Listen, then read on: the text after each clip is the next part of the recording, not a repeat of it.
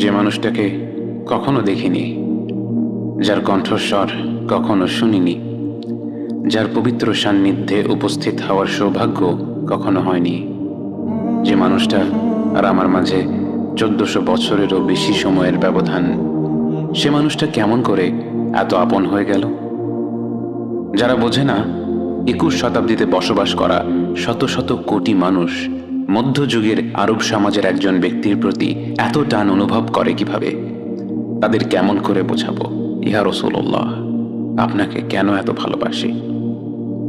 আপনার স্মরণে আজ শত কোটি অন্তর ভালোবাসায় ভরে ওঠে। প্রতিটি মুহূর্তে পৃথিবীর কোনো না কোনো অঞ্চলে উচ্চারিত হয় আপনার প্রশংসা, অথচ আপনি যখন পৃথিবীর বুকে আলোকরশ্মি ছড়িয়ে ভূমিষ্ঠ হলেন, তখন আপাত দৃষ্টিতে আপনি ছিলেন অনেকটাই নিঃসঙ্গ, অসহায়। জন্মের আগেই বাবা আব্দুল্লাহ ফিরে গেলেন আল্লাহর কাছে। বয়স 6 হতে না হতেই হারালেন মা আমিনাকে।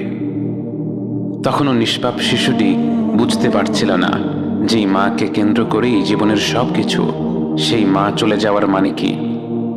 আপনি অসহায় কণ্ঠে বারাকাকে জিজ্ঞেস করলেন, মায়ের কি হয়েছে বারাকা? বারাকা কি করে আপনাকে বোঝাতো আপনি কি হারিয়েছেন? সে আপনাকে জড়িয়ে ধরে রাখলো। সে অসহ্য উষ্ণ অশ্রুধারায় সিদ্ধ হলো আপনার মুখমণ্ডল। বাবা মারা যাওয়ার পর থেকে যে দাদা আপনার দায়িত্ব নিয়েছিলেন, সে আব্দুল মুত্তালিবও ইন্তেকাল করলেন বছরখানেক পর। আপাত দৃষ্টিতে এ বিশ্বের বুকে 8 বছরের সেই নিষ্পাপ বালকটি যেন ছিল সবচেয়ে একা, সবচেয়ে অসহায়, সবচেয়ে বঞ্চিত। বাস্তবে আপনার রব আপনার জন্য প্রস্তুত করে রেখেছিলেন এমন এক বিস্ময়কর অভিযান, যার দীপ্ত প্রভা স্থানকালের বাধা ছেদ করে ছড়িয়ে পড়বে সর্বত্র। বহু বছর পর আপনার রব আপনার কাছে আয়াত নাজিল করে বলেন, ওয়াদ-দুহা ওয়াল-লাইলি ইযা সাজা, উজ্জ্বল দিনের কসম এবং রাতের কসম যখন তা নিঝুম হয়ে যায়। মা ওয়াদ্দা'আকা রাব্বুকা ওয়া মা ক্বালা, তোমার রব তোমাকে কখনো পরিত্যাগ করেননি এবং তোমার প্রতি অসন্তুষ্ট হননি। ওয়ালাল আখিরাতু খায়রুল লাকা মিনাল উলা, নিঃসন্দেহে তোমার জন্য পরবর্তী যুগ পূর্ববর্তী যুগের চেয়ে ভালো।